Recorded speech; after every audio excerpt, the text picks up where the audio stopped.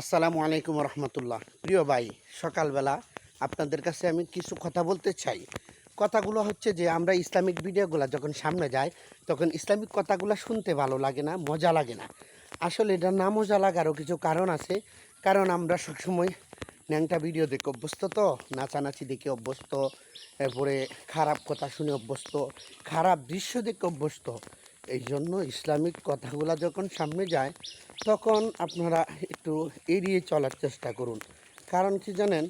কারণ ইমানের মধ্যে কমজোরি থাকলে সব কাজের মধ্যে এড়িয়ে থাকা সম্ভব। আর যদি ইমানের মধ্যে দুর্বলতা না থাকে তাহলে কিন্তু ইসলামিক ভিডিওগুলো শেয়ার করেন বা দেখেন।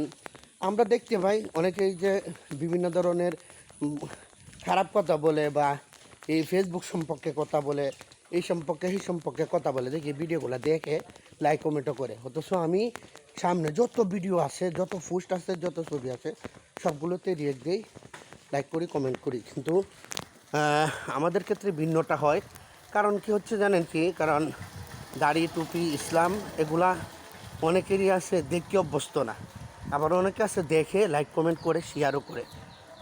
অনেকে আছে এরকমটা করে, কারণ আমরা করি দিনের স্বার্থে এবং মানুষের কল্যাণের স্বার্থে। আর অনেকে আছে মুখ্য বিষয়টা করে নিয়েছে ইনকামটাকে মুখ্য বিষয় মনে করে নিয়েছে।